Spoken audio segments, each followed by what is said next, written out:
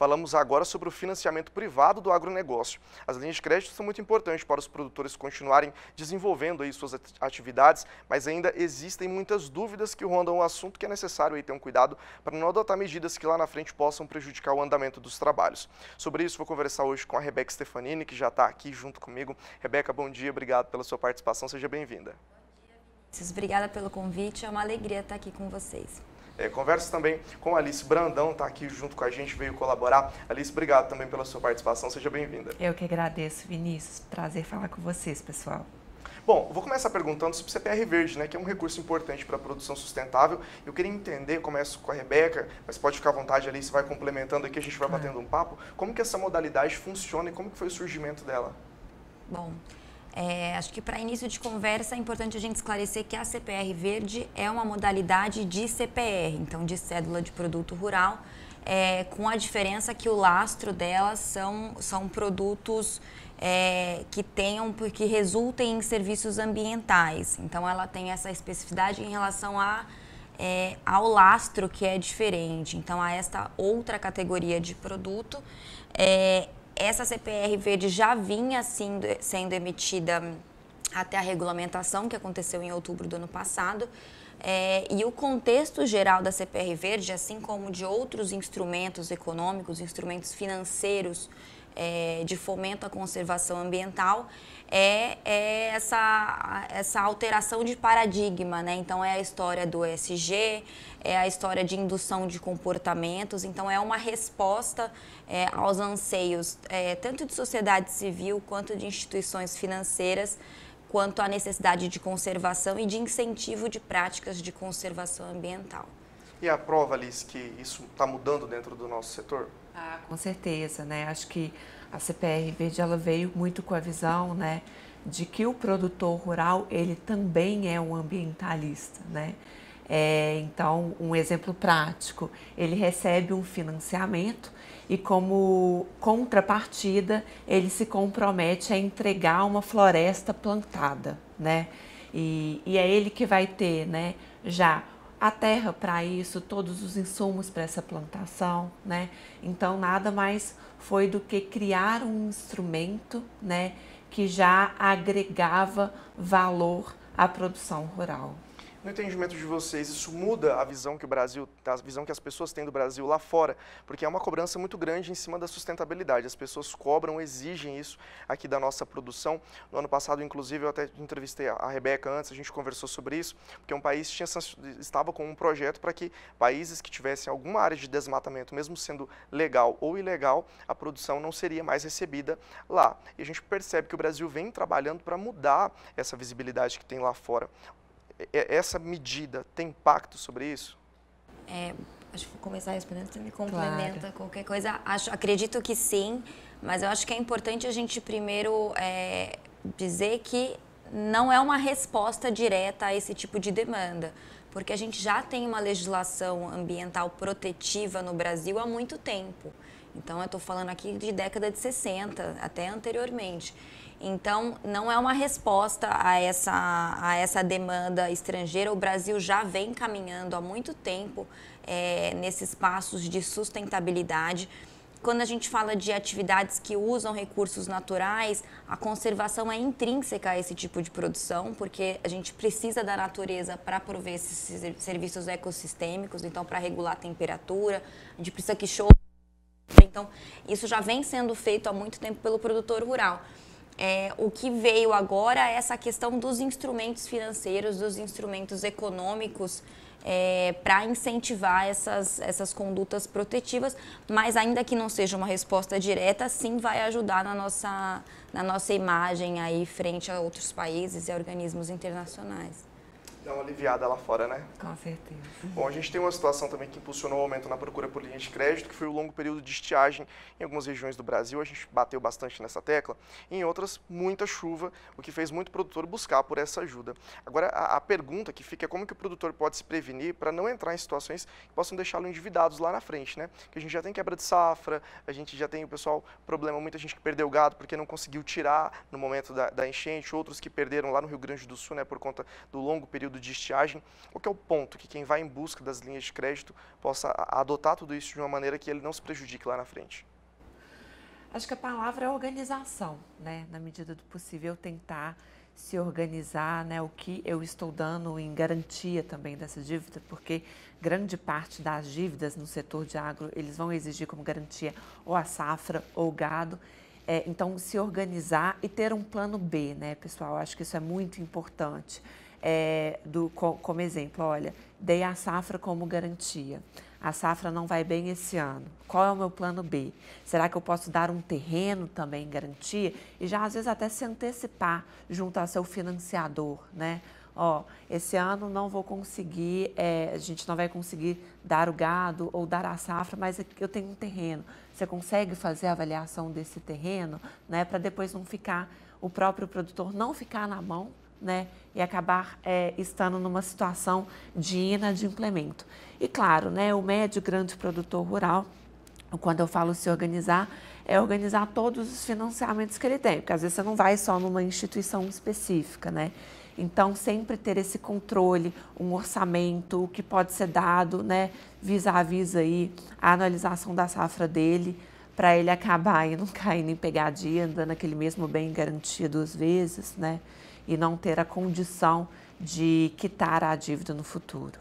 Agora, muito se fala sobre o Plano Safra, que já é uma medida que a gente tem todos os anos, mas medidas emergenciais são adotadas quando a gente tem situações como essa. Então, por exemplo, ano passado, produtores do café receberam esse auxílio, né? E a gente vem batendo nessa tecla e a ministra já prepara auxílios também para as pessoas que sofreram por conta dessa questão da estiagem e da chuva. Quais outras medidas que a gente encontra, outras linhas de financiamento para esses produtores que tiveram alguma interferência aí no meio do caminho? Eu acho que já está claro para todo mundo que os recursos do Plano Safra não são suficientes para fazer frente à demanda do agronegócio, né? Então, para complementação, a gente tem essa parte de financiamento privado e o que a gente crescimento no apetite de investidores para investimento em atividades agropecuárias, até no contexto da pandemia, a gente tem falado aí de segurança alimentar, mas desde que essas atividades agropecuárias tenham aí minimamente o atendimento a requisitos de sustentabilidade. Então, daí a necessidade de organização, de gestão, de planejamento, né, a médio e longo prazo dessa atividade agropecuária para garantir também que esse recurso privado chegue na janela de oportunidade que o produtor precisa. Porque não adianta o dinheiro ser liberado depois que passou a época da chuva, por exemplo. Então, não adianta, não vou conseguir plantar. Então, essa atividade aí tem que ser muito concatenada para garantir que esse recurso vá ser suficiente e que ele chegue a tempo. Tá certo. Bom, são 7h45 pelo horário de Brasília. Falo também do perfil do agronegócio que vem sendo aprimorado a cada dia com a chegada e atualização de tecnologias e ferramentas para todas as atividades do setor. Conhecer as dificuldades aí que exigem a experiência do produtor para serem superadas é tão relevante quanto está atualizado em relação a tudo que chega de novidade dentro do setor. E a pergunta que fica, por que é tão importante conhecer essas novas tecnologias? Acho que assim, né? Acho que falando aqui de financiamento, né, pessoal? A gente acabou de citar a questão da CPR Verde, cada vez mais esses instrumentos eles estão se adaptando ao mundo moderno, né? E para facilitar justamente o financiamento do setor rural. Então, assim, é muito importante o produtor estar ligado a essas novas legislações, porque essa legislação ela vem trazendo uma desburocratização das linhas de financiamento. A CPR, por exemplo, por meio da lei do agronegócio, ela facilitou muito a concessão de garantia, a própria forma de escrituração da CPR, a forma de assinatura da CPR, né? Então, algo que demorava muito tempo para formalizar, para ser negociado junto às instituições, né? Acabou que tornou muito mais fácil, muito mais rápido, muito mais ágil e muito mais acessível ao produtor rural, né? A gente ainda tem o ESG, né, que é a sigla para ambiental, social e governança. Quais são os impactos para o setor agrícola?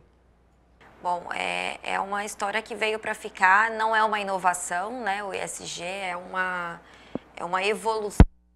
Tem falado muito de desenvolvimento sustentável, com a diferença de que agora as instituições financeiras aderiram, né, a essas práticas e vêm exigindo cada vez mais a aderência a esse tipo de critério, né? O ESG é uma grande oportunidade para o agronegócio.